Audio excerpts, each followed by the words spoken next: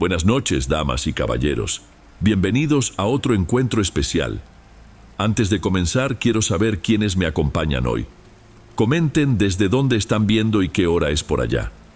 Bueno, vayamos con el primer relato.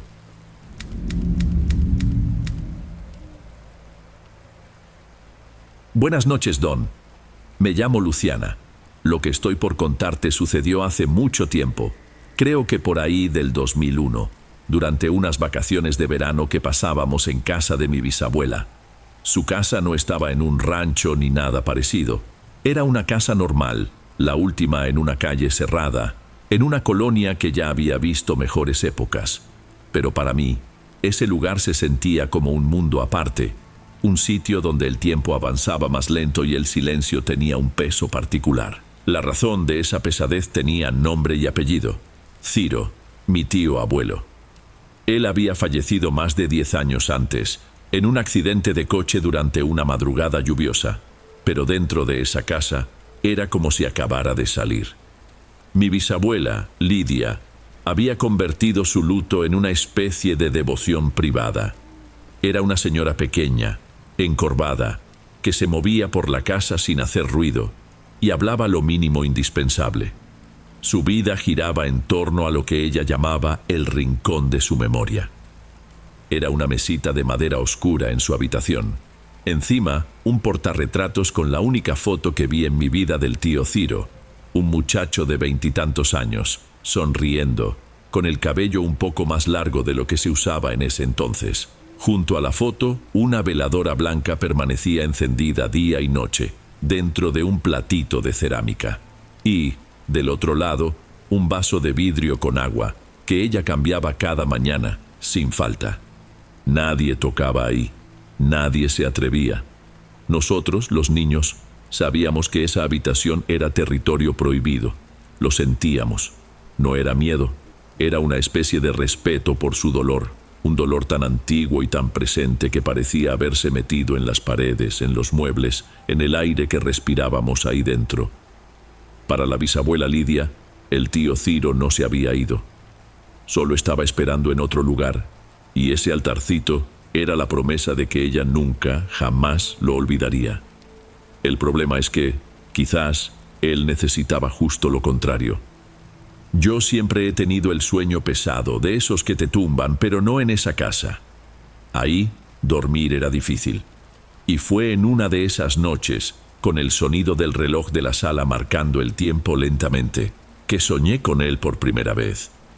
El sueño no se sintió como un sueño, parecía que simplemente había despertado en otro sitio. Era una carretera o algo que se le parecía. No había árboles, ni postes, ni cielo, solo el asfalto mojado que se perdía en la oscuridad delante y detrás de mí. La única luz venía de los faros de coches que pasaban en un silencio absoluto, rasgando la penumbra por un segundo para luego desaparecer, sin hacer ruido de motor ni de llantas sobre el suelo. En uno de esos destellos de luz lo vi. Estaba sentado a la orilla de la nada, donde debería estar el acotamiento, encogido sobre una piedra que parecía ser lo único sólido en todo ese lugar. Por la foto en la mesita de la bisabuela Lidia, supe al instante que era el tío Ciro, pero no estaba sonriendo. Tenía la cara agachada y todo su cuerpo temblaba, como si sintiera un frío imposible. Otro coche pasó. La luz barrió la escena de nuevo, y esta vez yo estaba más cerca. Llevaba una camisa de manga larga y un pantalón oscuro. Toda su ropa parecía empapada, pesada, y estaba sucia de un lodo oscuro que no sabía de dónde podría haber salido. Levantó la cabeza despacio, y su rostro no tenía nada de aterrador. No era un monstruo. Era solo el rostro de alguien completamente deshecho. Me miró y aunque no oí sonido alguno, sus palabras aparecieron dentro de mi cabeza, claras y desesperadas.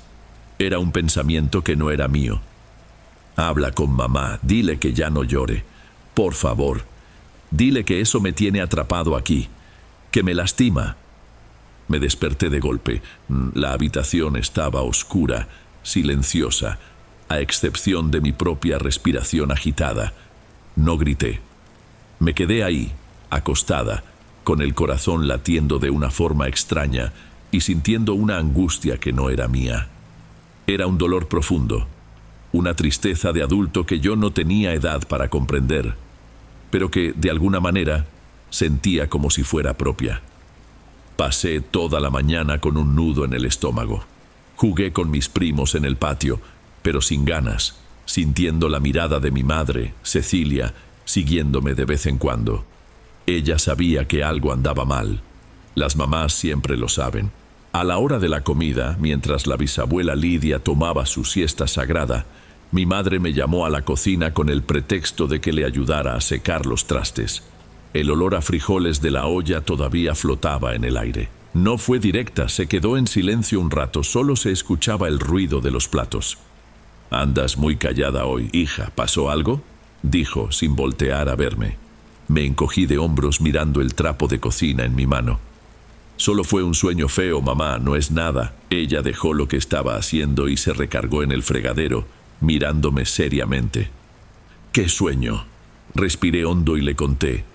Le hablé de la carretera oscura, de los coches silenciosos, y le hablé de él. Describí al tío Ciro sentado en la piedra, cómo temblaba, su rostro cansado, y entonces le hablé de la ropa.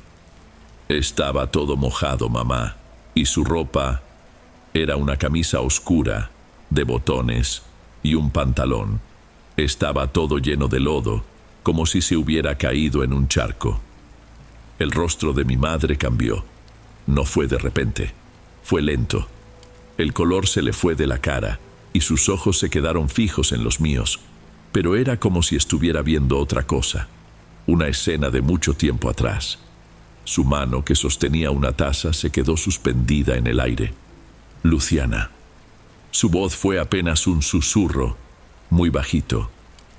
«¿Cómo era esa camisa? ¿Tenía algún detalle?». Cerré los ojos, intentando recordar. Creo que tenía unas rayitas, muy delgaditas, blancas, y el pantalón era de una tela gruesa. Mi madre puso la taza en el fregadero con un cuidado exagerado, como si temiera romperla. Se agachó frente a mí y me sujetó por los hombros. Sus manos estaban heladas. «Hija, escúchame bien. Tú nunca, jamás podrías saber eso. Nadie te lo ha contado, estoy segura».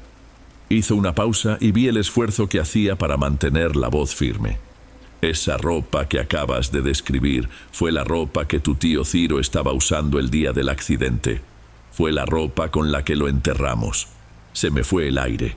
El sueño tonto, el sueño feo, de repente se convirtió en otra cosa. Se convirtió en verdad. No le cuentes esto a nadie», dijo apretando mis hombros ligeramente. «Especialmente a tu abuela. ¿Me lo prometes?». Solo pude asentir con la cabeza. Ahí, en esa cocina silenciosa, mi miedo adquirió una nueva dimensión. Había dejado de ser solo mío. Ahora era nuestro. Las noches que siguieron fueron las más largas de mi vida. Dormir, que antes era sencillo, se convirtió en una batalla. Daba vueltas en la cama, luchando por mantener los ojos abiertos, observando las formas que los muebles creaban en la oscuridad del cuarto. Cada crujido de la madera de la casa era un paso en el pasillo. Cada silbido del viento en la ventana era un susurro. El miedo se había instalado en mí, y por supuesto regresé a aquella carretera. No fue la noche siguiente ni la otra. Sucedió casi una semana después, cuando el cansancio finalmente me venció. El sueño me arrastró de vuelta como un remolino. El escenario era el mismo, la oscuridad, los faros silenciosos, pero él estaba diferente. El tío Ciro ya no estaba sentado, estaba de pie, en medio del asfalto mojado, inmóvil como una estatua. Cuando el haz de luz de un coche lo iluminó, se giró hacia mí. Su rostro se veía más delgado, más pálido, los ojos hundidos. La voz en mi cabeza ya no era un lamento, era una orden. «No hablaste con ella, ¿por qué? Tienes que hacer que me suelte. Ya no aguanto más estar aquí». La angustia fue tan fuerte que me sacó del sueño. Me senté en la cama, el pecho subiendo y bajando demasiado rápido. Y fue entonces que percibí el olor. No era un olor de la casa, era un aroma químico. tenue, pero inconfundible, olor a gasolina. Venía de un rincón del cuarto, cerca de la ventana. Me quedé inmóvil, olfateando el aire, intentando entender. Duró quizás un minuto y luego desapareció, dejándome sola con el olor normal de una habitación cerrada. Eso fue el principio del fin de mi tranquilidad. El sueño regresó 2 veces más en esas vacaciones. En cada una, su desesperación era mayor. La última vez, estaba de rodillas en el lodo, con las manos en la cabeza y la voz en mi mente ya no formaba palabras, era solo un grito sin sonido, de puro sufrimiento. El olor también volvió, a veces era el de gasolina. Otras noches era un aroma distinto, húmedo y a moho, como el de ropa guardada mojada por años en un sótano. Aparecía sin avisar, siempre de madrugada, y me dejaba en alerta, atenta a cualquier ruido, sabiendo que una nueva pesadilla podía empezar en cualquier momento. Estaba agotada, tenía ojeras profundas, apenas comía. Mi madre lo veía todo, pero parecía tan asustada como yo. Una noche me encontró despierta en la sala, sentada en la oscuridad. ¿Otro sueño?, preguntó en voz baja.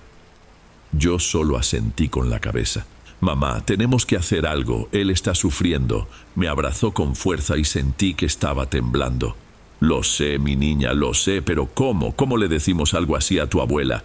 Ella vive por esa nostalgia. Quitarle eso es como matar a tu tío otra vez. En ese momento entendí la magnitud de nuestro problema. Estábamos atrapadas entre la desesperación de un muerto y el luto de una viva. Y yo estaba justo en medio, sirviendo de puente para un dolor que amenazaba con ahogarnos a las 3. Faltaban solo 2 días para que terminaran las vacaciones. Mi madre decidió que no podíamos esperar más. No podía regresarme a mi rutina, a la escuela, en ese estado. Iba a intentarlo. El momento elegido fue a media tarde. El sol entraba en franjas por la ventana de la sala, iluminando el polvo suspendido en el aire. Mis primos habían salido con mi abuelo. La casa estaba en calma. Yo estaba sentada en el sofá fingiendo leer un cómic.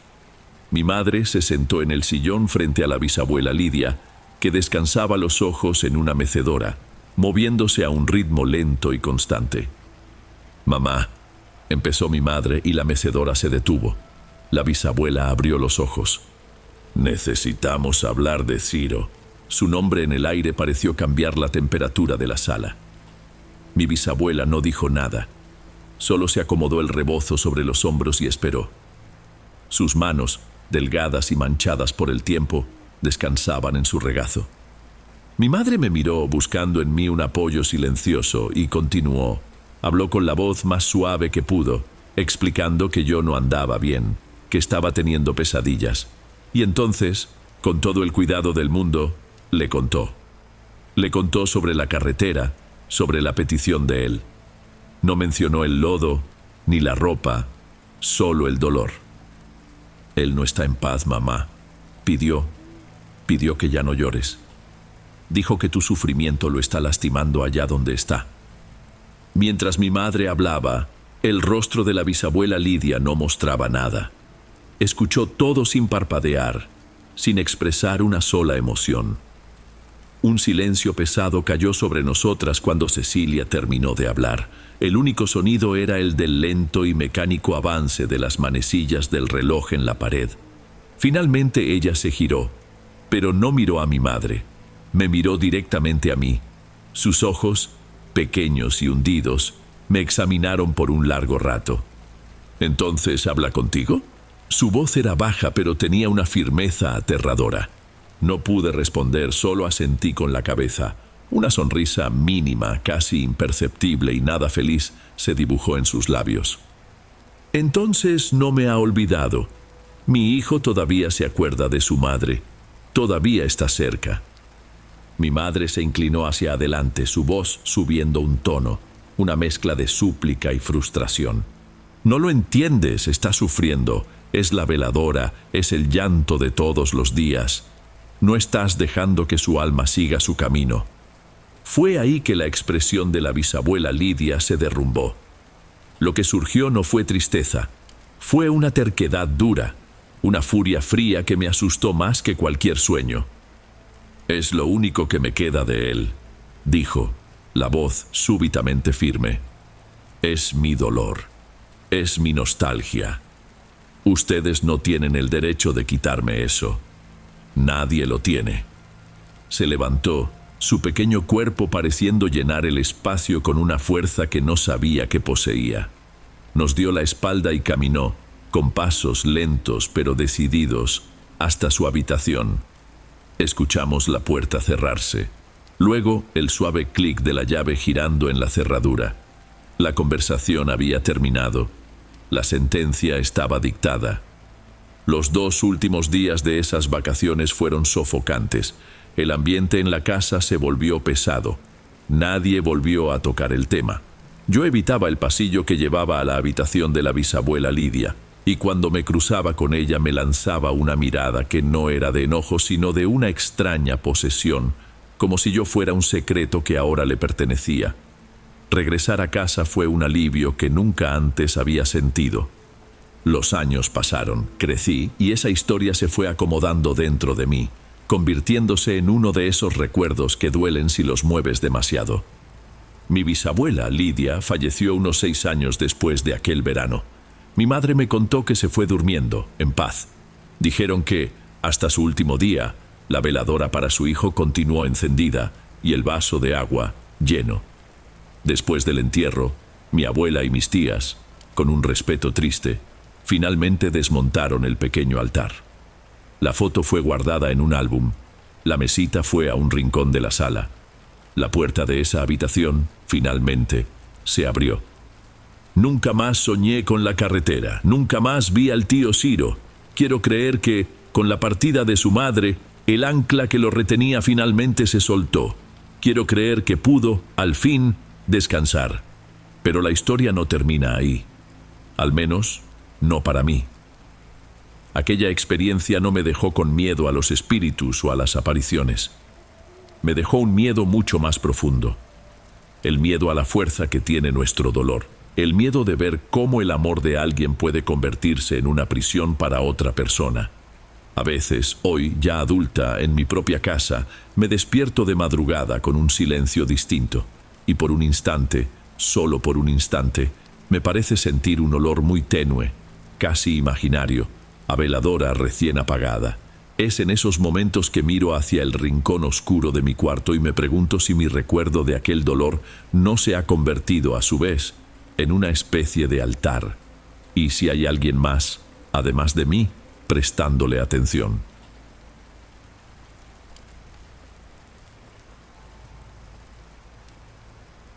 Antes de pasar al siguiente relato, asegúrate de estar suscrito al canal y de haber activado la campanita para recibir las próximas historias. Aprecio mucho tu compañía y tu apoyo hace toda la diferencia. Bueno, sigamos.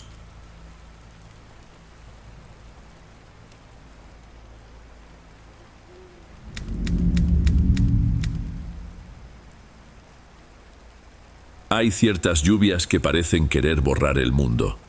Esas que empiezan al final de la tarde, con el cielo de color plomo, y siguen hasta la mañana siguiente, sin dar tregua.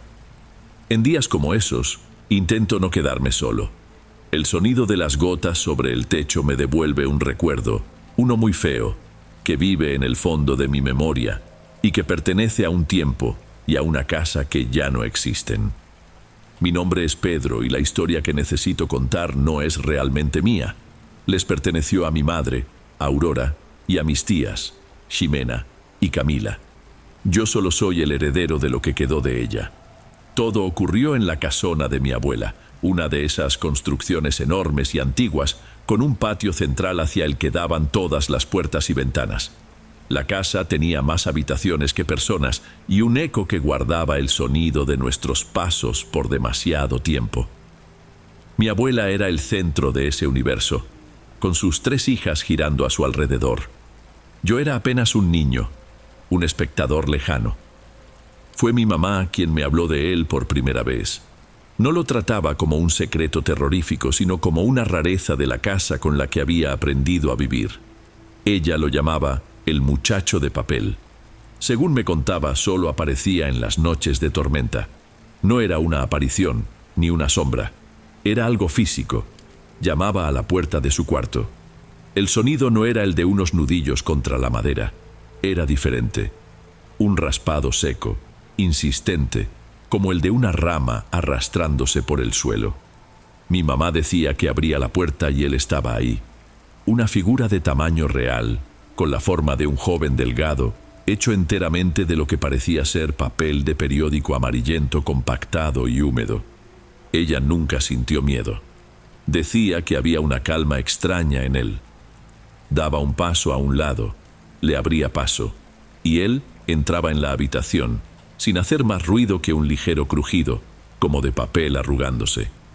Se quedaba de pie en un rincón, quieto, durante toda la noche. Con la primera luz de la mañana, cuando la lluvia cesaba, él simplemente ya no estaba. Para mi madre, era solo alguien que temía deshacerse en la tormenta. Una compañía silenciosa. Claro, esa tranquilidad se terminó cuando mi madre cumplió 16 años. De una temporada de lluvias a la siguiente, dejó de aparecer en su cuarto. Se acabó. Sin despedidas, sin explicaciones. En las noches de tormenta, el pasillo fuera de su puerta permanecía en silencio. Me confesó, mucho tiempo después, que lo extrañó. Una sensación rara, como si le hubieran arrancado un pedazo a la rutina de la casa. Pero el muchacho de papel no se había ido, solo había cambiado de puerta. Ahora quien escuchaba el raspado en la madera era mi tía Ximena, la hermana de en medio. Y la bienvenida era completamente distinta. Ximena tenía los pies bien puestos sobre la tierra. Para ella aquello no era compañía, era una molestia. Una rareza que tenía que tolerar. No lo recibía de frente como lo hacía mi madre. Mi mamá contaba que escuchaba los pasos de Ximena hasta la puerta, el sonido del cerrojo al girar. Abría la puerta apenas lo suficiente para que esa cosa entrara y regresaba a la cama en el acto, dándole la espalda al rincón donde él se quedaba. Fingía que no estaba ahí. Era un acuerdo silencioso, de no meterse uno con el otro. Ella le daba refugio, pero no le ofrecía nada más que el espacio físico de su cuarto. Y su presencia, según mi madre, también cambió.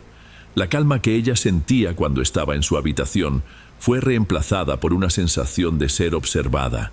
Era como si la casa entera contuviera la respiración mientras él estuviera ahí. Ya no era un visitante protegiéndose de la lluvia, era algo que miraba, que esperaba. Ximena aguantó eso por 3 años. 3 temporadas de lluvias en las que compartió su cuarto con una figura de papel húmedo, siempre de espaldas a ella. Nunca se quejó en voz alta, pero mi madre lo veía en sus gestos, en la forma en que se encerraba en su habitación más temprano cuando el cielo se oscurecía. No era miedo, era otra cosa. Era un hartazgo, un deseo inmenso de que aquello simplemente terminara. Y, tal como pasó con mi madre, cuando Ximena cumplió los 16 años, el muchacho de papel dejó de llamar a su puerta. Esta vez, no hubo alivio en la casa. Hubo una quietud tensa, una espera. Porque todos sabían a quién le tocaba ahora. A mi tía Camila, la más pequeña. Camila era distinta a sus hermanas. Si mi madre era soñadora y Ximena era práctica, Camila era frágil. Siempre fue más callada, más asustadiza. Su cuarto estaba al final del pasillo, un poco más aislado que los otros, y a ella le gustaba esa distancia. Le gustaba su silencio, y el pavor que sentía por el muchacho de papel era algo que le nacía de adentro, algo que ni siquiera podía nombrar bien, pero que la consumía. En la primera gran tormenta de esa temporada el sonido llegó. El mismo raspado de papel seco, ahora en la puerta de ella. Y no abrió. Mi madre me dijo que se quedó despierta, escuchando desde su cuarto. El sonido duró quizás 1 hora, persistente, y luego desapareció. A la mañana siguiente, en el desayuno, nadie tocó el tema. Pero el silencio era una acusación. Mi abuela miraba a Camila con una preocupación que casi parecía reproche. Había una regla no escrita en esa casa, un pacto que nadie se había atrevido a romper, y Camila lo estaba rompiendo. Empezó a vigilar. La ventana de su cuarto daba al fondo del terreno, donde había una pequeña bodega, un cuarto de servicio que nadie usaba desde hacía años. De ahí era de donde salía. Camila pasaba las noches de lluvia en la ventana mirando hacia la oscuridad y lo veía. Veía cómo la figura se formaba cerca de la puerta del cuartito, como si la humedad y las sombras lo ensamblaran, pieza por pieza. Lo veía bajar la pequeña escalera de cemento y cruzar el patio mojado hasta llegar al pasillo. Lo observaba acercarse, y cuando el sonido comenzaba en su puerta, ella se acurrucaba en la cama, con la sábana hasta la cabeza, y esperaba a que pasara. Esto se repitió varias veces. Con cada noche de lluvia, los golpes se hacían un poco más fuertes. El raspado se convirtió en un arañazo. El arañazo se convirtió en un golpe sordo, como si usara el peso de su cuerpo contra la puerta. Hasta que llegó la noche en que su forma de llamar cambió. La tormenta de afuera era una de las peores que recuerdo haber visto. Y el ruido en la puerta de Camila ya no era una petición de refugio. Eran golpes. Golpes secos, rítmicos, que retumbaban por toda la casa. Ya no parecía hecho de papel. Sonaba como algo sólido, duro, desesperado por entrar. Mi madre y Jimena se levantaron, se quedaron en el pasillo, sin saber qué hacer. Solo escuchaban los golpes en la puerta de Camila y su llanto bajo que salía del cuarto. Nadie se atrevió a intervenir. Creo que, en el fondo, todos sabían que eso era entre Camila y él. Creo que esa noche algo se rompió dentro de mi tía. El miedo era tan grande que se transformó en otra cosa, en una valentía que solo nace de la desesperación. Decidió que ya no iba a esperar, que no se iba a esconder más. Le iba a poner un fin a todo aquello. Al día siguiente, el cielo amaneció despejado, pero todos sabíamos que era solo una tregua. Por la tarde, vi a Camila cruzar el patio y dirigirse hacia la bodega del fondo. Llevaba en la mano un candado, de esos de latón pesados que mi abuela usaba en el portón principal. No lo entendí en ese momento, pero mi madre y Ximena, que también vieron la escena desde la ventana de la cocina, se miraron en silencio. Ninguna de las dos la detuvo. Supongo que una parte de ellas esperaba que el plan descabellado de su hermana menor pudiera funcionar. Camila puso el candado en la argolla de hierro de la puerta de la bodeguita. El sonido del metal al cerrarse fue seco. Cuando la lluvia empezó, al caer la tarde, ella ya estaba en la ventana de su cuarto, esperando. Y el ruido llegó, pero no de su puerta.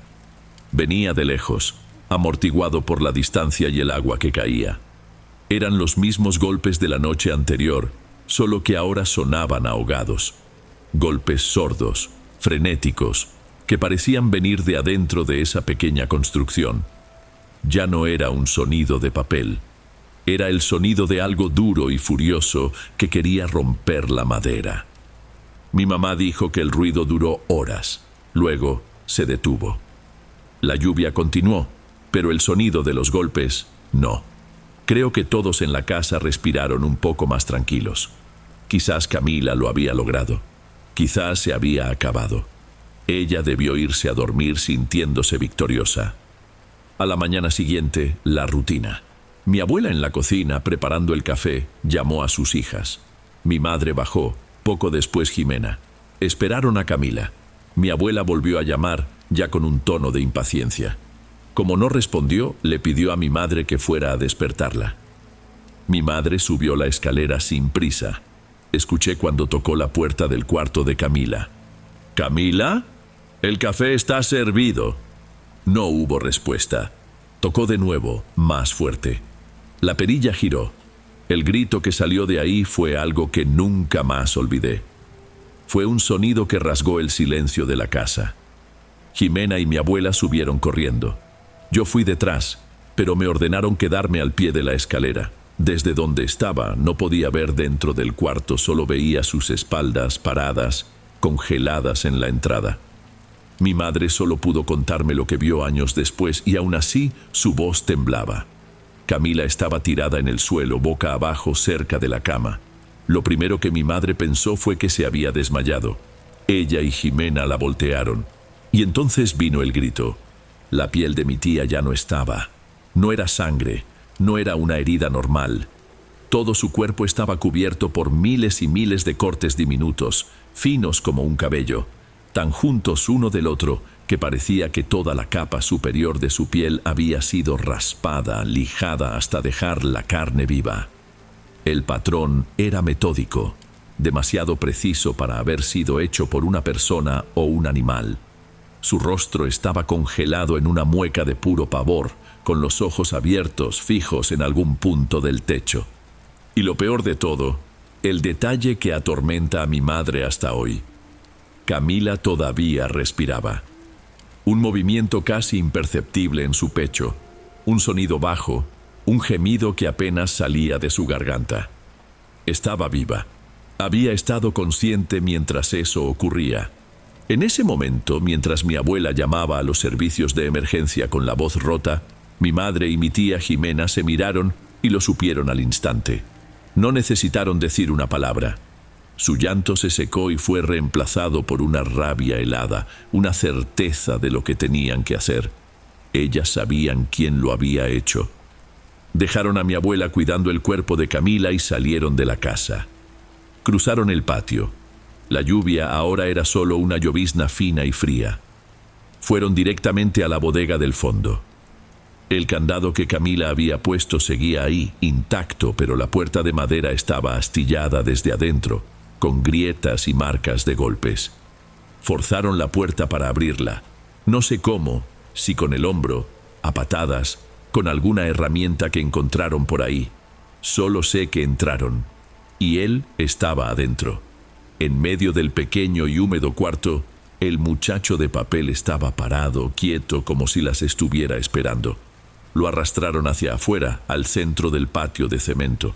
Mi madre dijo que era pesado, de una forma que no tenía sentido para algo hecho de papel. Era denso. Jimena apareció con un bote de alcohol del área de servicio. Empaparon la figura con el líquido que escurría por el papel amarillento, volviéndolo oscuro y brillante. Mi madre encendió un cerillo. La cosa se prendió fuego de inmediato. Las llamas se elevaron altas y rápidas, con un extraño color anaranjado. Y el humo no era humo de papel quemándose. Era un humo negro, aceitoso, que subía en gruesas espirales y tenía un olor químico agrio que hacía arder los ojos y cerraba la garganta. Pero ellas no se alejaron, se quedaron ahí, una al lado de la otra, viendo cómo las llamas consumían cada parte de esa figura. Tosían, se ahogaban con el humo, pero no se movían. Querían estar seguras. Querían verlo convertirse en nada más que cenizas. Fue un acto de venganza, lo único que podían hacer por Camila. Cuando el fuego se extinguió, solo quedó una mancha oscura y grasosa en el suelo mojado. En ese momento, escucharon la sirena de la ambulancia que llegaba. Habían ganado. Habían destruido al monstruo. Lo que no sabían era que el humo que habían respirado era el verdadero veneno. Mi tía Camila murió en el hospital 3 días después. Los médicos nunca supieron qué poner en el informe. Hablaron de un shock, de algún tipo de reacción alérgica desconocida. Nadie se atrevió a contar la verdad. La venganza que mi madre y Jimena buscaron tuvo un precio. Lo que inhalaron en ese patio se les instaló en los pulmones. Empezó con una tos, luego vino una fiebre alta y una falta de aire que los medicamentos no podían curar. La enfermedad las fue consumiendo poco a poco. Jimena se debilitó primero, durante semanas que parecieron años. Poco más de un mes después de lo de Camila, le tocó a ella. Mi madre resistió un poco más, pero su cuerpo también se rindió. Oficialmente fue una neumonía atípica y agresiva. Mi abuela enterró a sus 3 hijas en un lapso de 15 días. Ella nunca aceptó la verdad de lo que pasó. Para ella, la historia que sus hijas contaron era un delirio febril, una excusa para alguna tragedia que no lograba comprender. El silencio se convirtió en su única respuesta y el tema fue sepultado junto con ellas. Yo crecí en esa casa silenciosa criado por una abuela que vivía atrapada en un luto interminable. Y ahora, la casa es mía. Mi abuela se fue el año pasado. Llevo una semana aquí, empacando cosas, decidiendo qué hacer con tantos recuerdos. Y está lloviendo. Una de esas lluvias fuertes que parecen querer borrar el mundo. Estoy solo en la sala, con las luces apagadas, y acabo de escuchar un sonido. Un ruido que me ha puesto la piel de gallina. Es un raspado seco, insistente. Solo que no viene del pasillo de los cuartos, viene de la puerta de la entrada.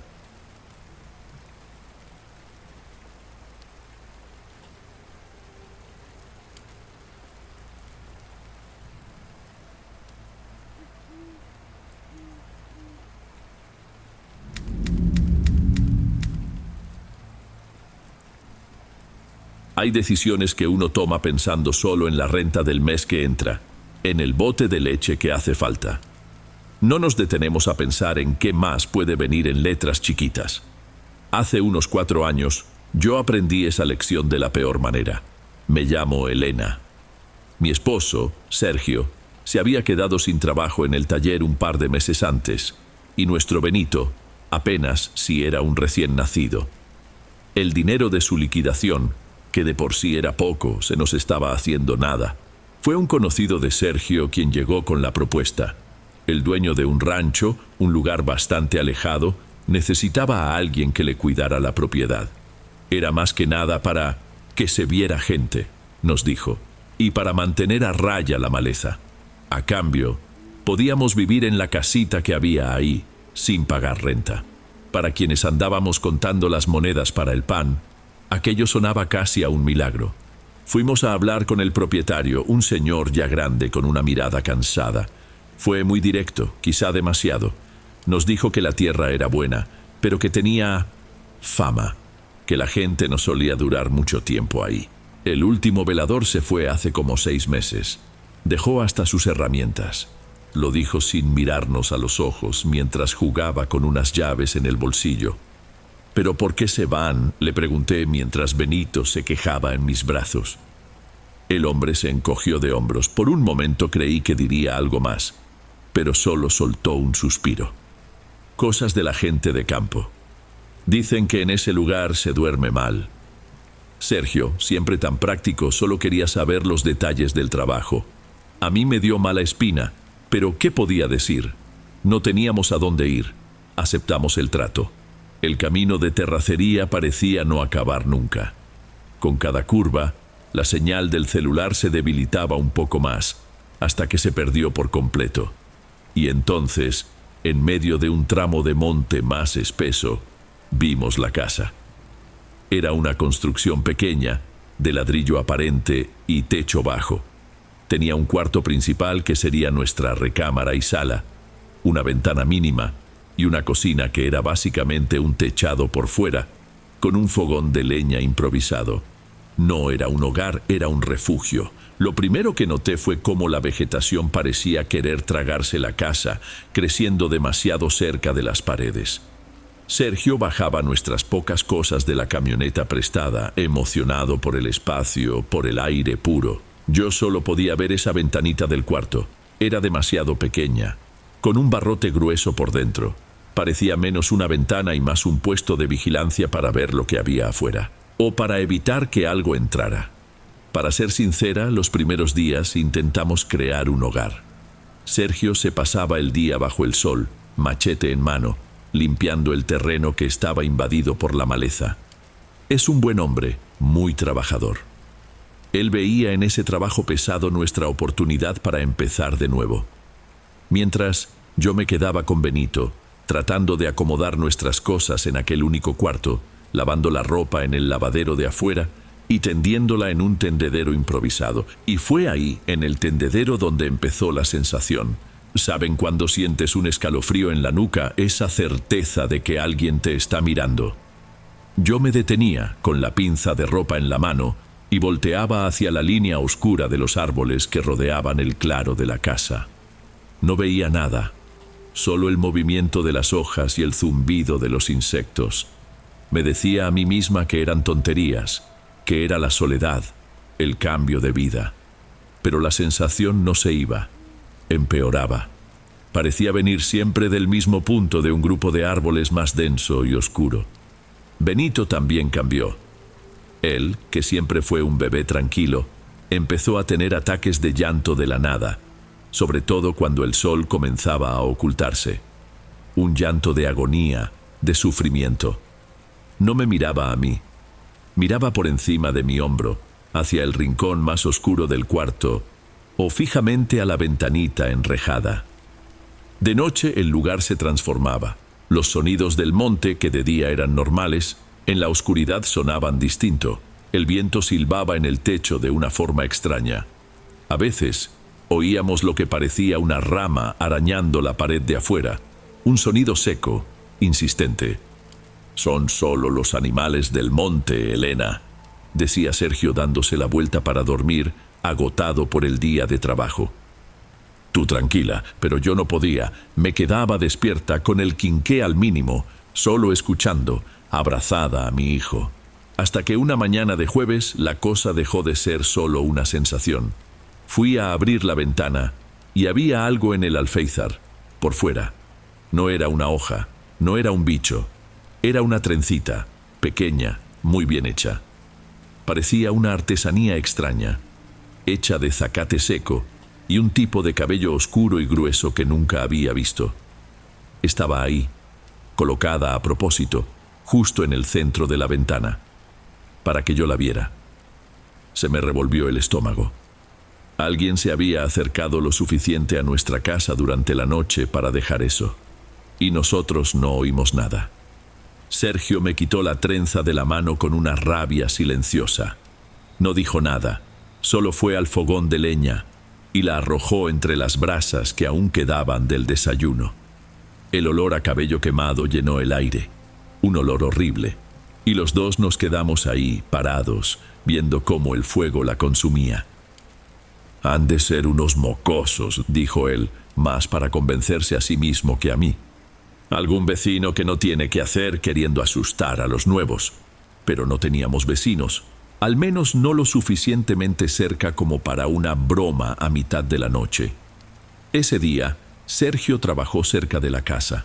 Yo lo veía detenerse a cada rato, mirando a su alrededor, aferrando el mango del machete con más fuerza.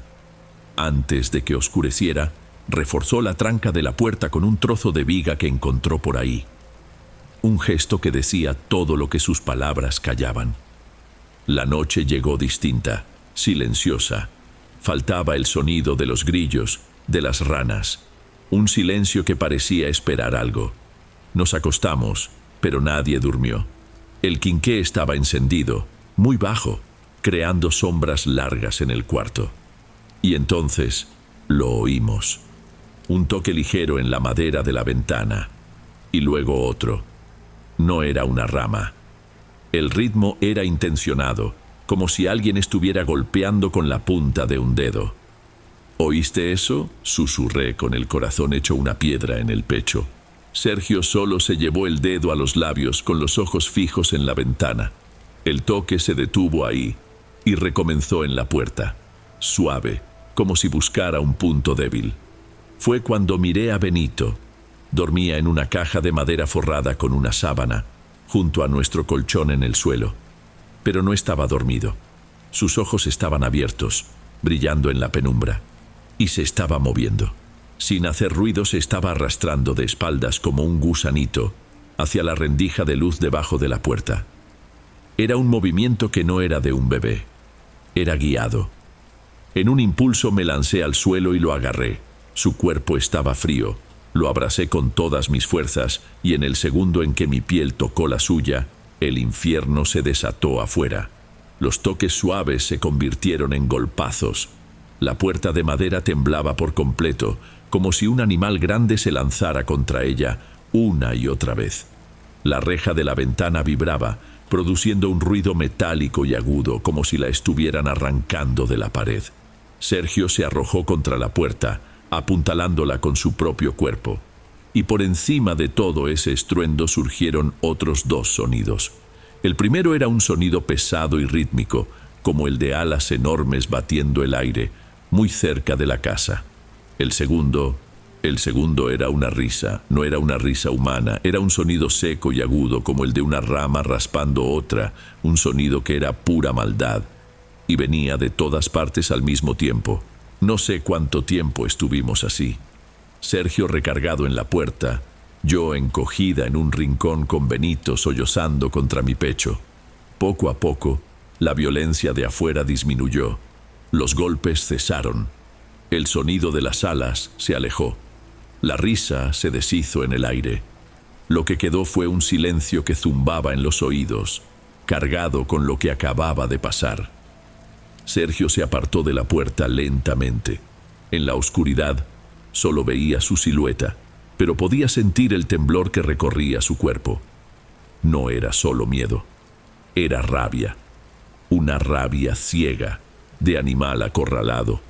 Fue a la esquina donde guardaba sus herramientas y agarró el rifle de Diabolos, un arma que no servía para nada, que apenas mataba un pájaro. ¿Qué vas a hacer? Mi voz salió entrecortada. Voy a sacar a lo que sea que esté ahí a correr, gruñó buscando los balines de metal en la oscuridad. Sergio, no, por el amor de Dios, quédate adentro, vas a empeorar las cosas, le supliqué levantándome con Benito en brazos. Él ni siquiera me miró. Su rostro tenía una expresión dura, desesperada. Quitó la viga que trababa la puerta y la abrió de un tirón. La oscuridad de afuera era total. Dio un paso hacia la negrura y empezó a gritar. Gritó cada grosería que conocía, una tras otra con la voz quebrándose de furia. Eran insultos dirigidos a la noche, al monte, a lo que fuera que estuviera escondido ahí.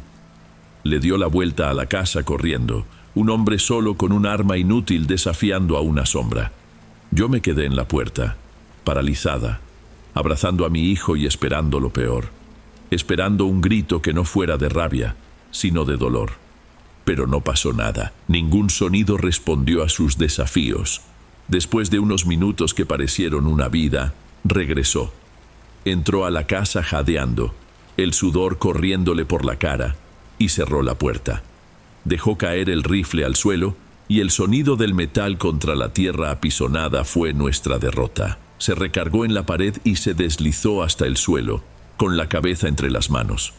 No había nada allá afuera, al menos nada que pudiera ver o tocar, y esa era la parte más aterradora. No podíamos luchar. Pasamos el resto de esa noche sentados en el piso, espalda con espalda, vigilando la puerta y la ventana, mientras nuestro hijo por fin dormía un sueño intranquilo en mis brazos. En cuanto salió el sol, juntamos lo que pudimos en una bolsa. No hubo discusión, no hubo un plan. La única certeza era que no pasaríamos una noche más en ese lugar.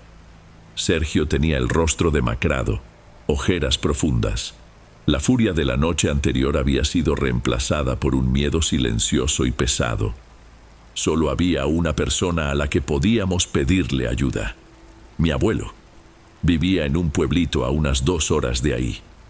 Tomamos el camino de terracería y con cada kilómetro que nos alejaba de esa casa, sentía que el aire entraba con más facilidad en mis pulmones. Llegamos a su casa a media mañana. Una casa sencilla, con olor a café y un piso de cemento rojo siempre barrido. Mi abuelo nos escuchó en silencio, sentado en su silla de tule, con sus manos curtidas por el campo puestas sobre las rodillas. No nos interrumpió ni una sola vez. Mientras yo le contaba, con la voz temblorosa, él solo miraba a Benito, que dormía plácidamente en mi regazo, como si el mal no pudiera alcanzarlo ahí. Cuando terminé, suspiró, un suspiro largo, de alguien que ya se esperaba algo así. El error de ustedes fue llevar a una criatura pagana a esas tierras, dijo con su voz calmada y grave. ¿Pagana?, preguntó Sergio sin entender. Sin el bautizo, un angelito de esos es un blanco fácil.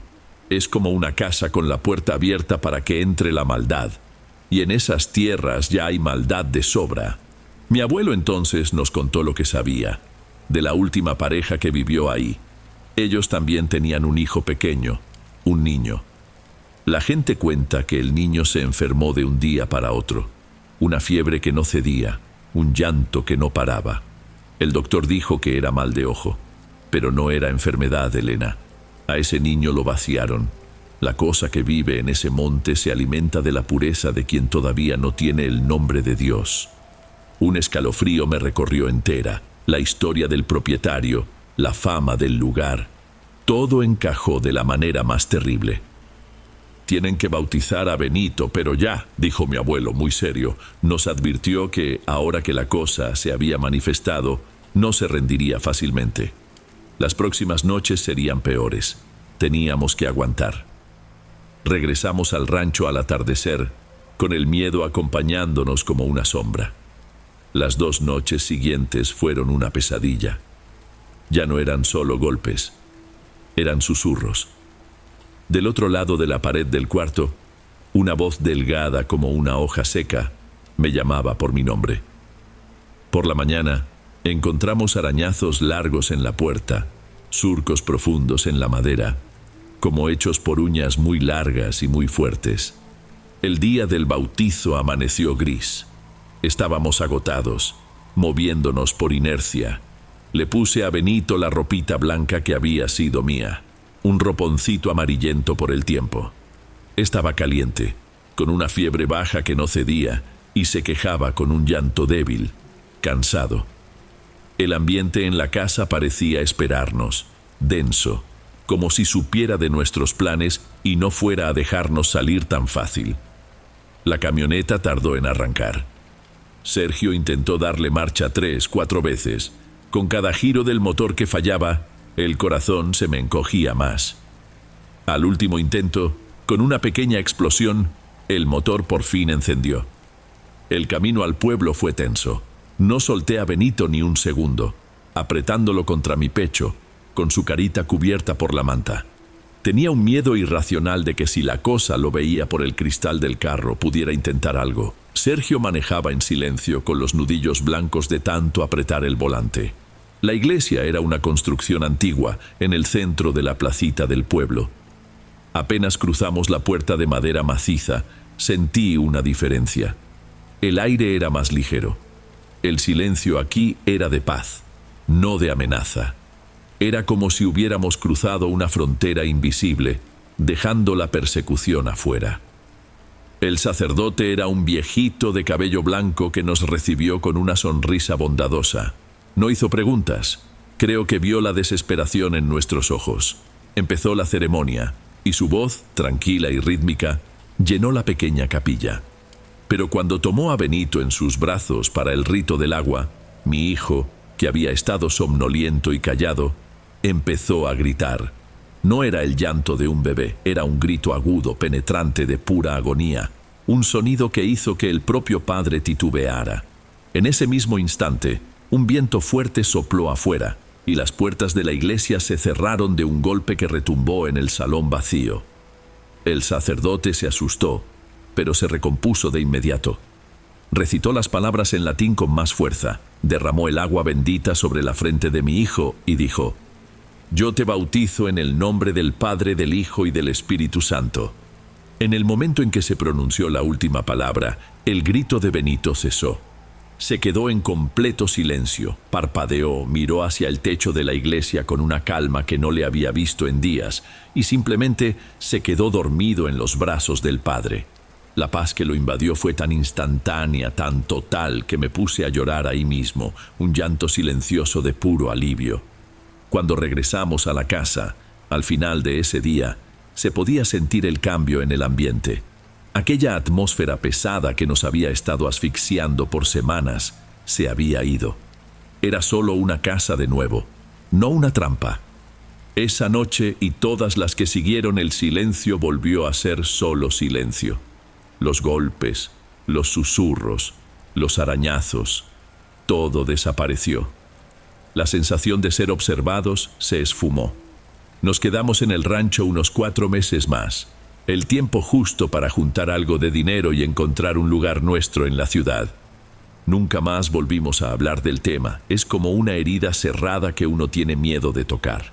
Pero el miedo nunca se va del todo. A veces, a mitad de la noche, me despierto y voy al cuarto de Benito. Me quedo viéndolo dormir tan tranquilo. Pero la imagen de esa noche jamás se borra de mi mente. El agua bendita protegió a mi hijo, pero no borró de mi memoria la forma en que se movía en la oscuridad hacia la puerta. Y no hay rezo en el mundo que pueda borrar eso.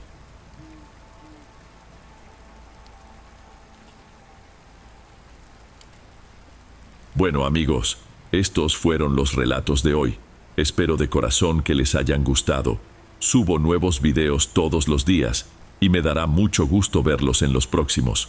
Ahora en la pantalla les dejo otros 2 buenos videos que seguro les encantarán. Un abrazo de Dom y nos vemos por allá.